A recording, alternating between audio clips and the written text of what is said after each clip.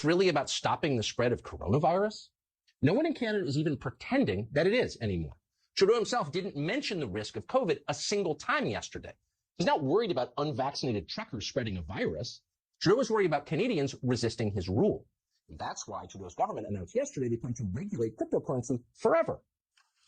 Oh, the Terrorist Financing Act. So that was a law passed to defeat Al-Qaeda. Now it's being used to stop law-abiding Canadians, middle-class people, students, truck drivers, from protecting their earnings from the total mismanagement of Canada's central bank.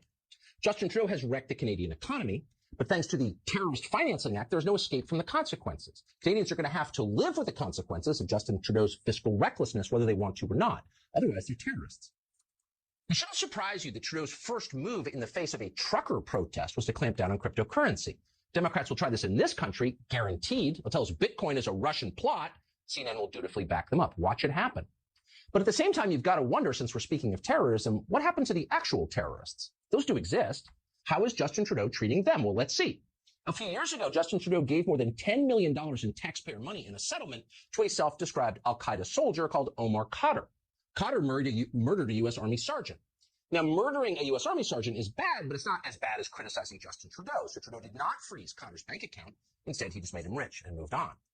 When anti-Christian arsonists burned more than 50 Catholic churches across Canada, Justin Trudeau did not declare an emergency.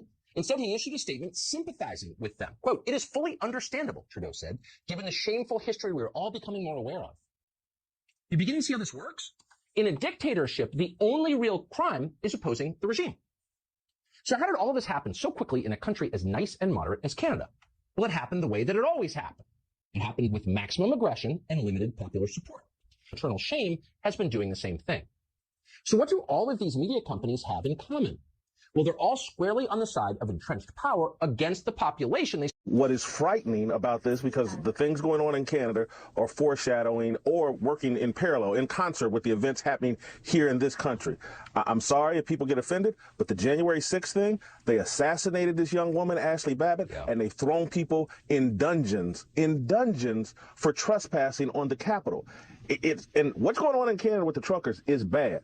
But we have the same style things going on here in America. The opposition to the left and their secularization of American society, the demonizing of freedom. That was one in your motto. When you start talking about, they've demonized freedom. America has been built upon freedom, opportunity, and self-determination. That's what made us the envy of the world.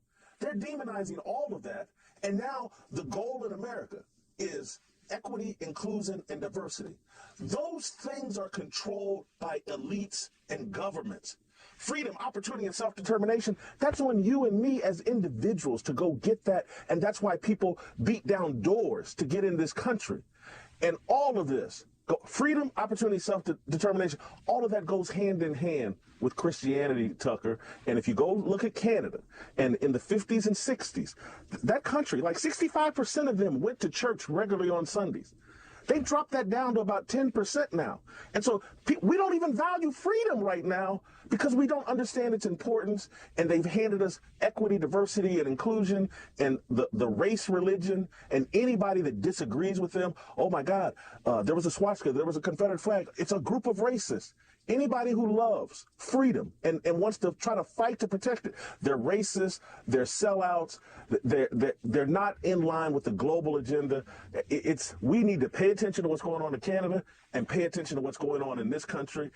We are being bulldozed right now, those of us that love freedom, opportunity, and self-determination in Jesus Christ. It's funny that secular societies have a very tough time preserving human rights. They talk about human rights constantly, but they are always the most oppressive societies, I have noticed. Jason Whitlock, I appreciate you coming on. Thank you. Thank you.